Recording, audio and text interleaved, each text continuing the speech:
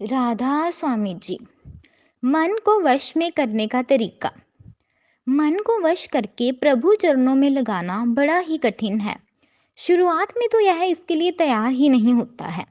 लेकिन इसे मनाएं कैसे?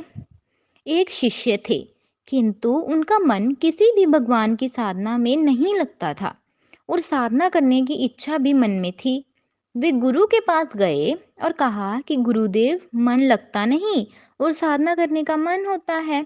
कोई ऐसी साधना बताएं जो मन भी लगे और साधना भी हो जाए। गुरु ने कहा कि तुम कल आना। दूसरा दिन वह गुरु के पास पहुंचा तो गुरु ने कहा, सामने रास्ते में कुत्ते के छोटे बच्चे हैं, उसमें से दो बच्चे उठा ले आओ और उनकी हफ्ता भर देखभाल करो।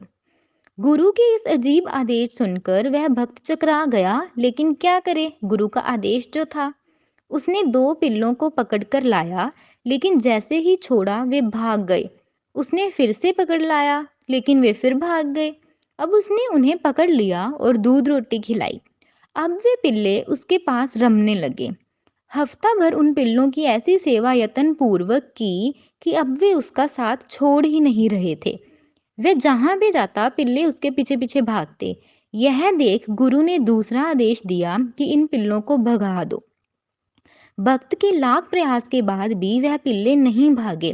तब गुरु ने कहा, देखो बेटा, शुरुआत में यह बच्चे तुम्हारे पास रुकते नहीं थे, लेकिन जैसे ही तुमने उनके पास ज्यादा समय बिताया, ये तुम्हारे बिना रहने को तैयार ही नहीं है।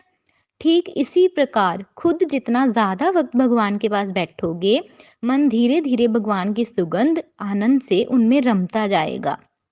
इस हम अक्सर चलती फिरती पूजा करते हैं, तो भगवान में मन कैसे लगेगा?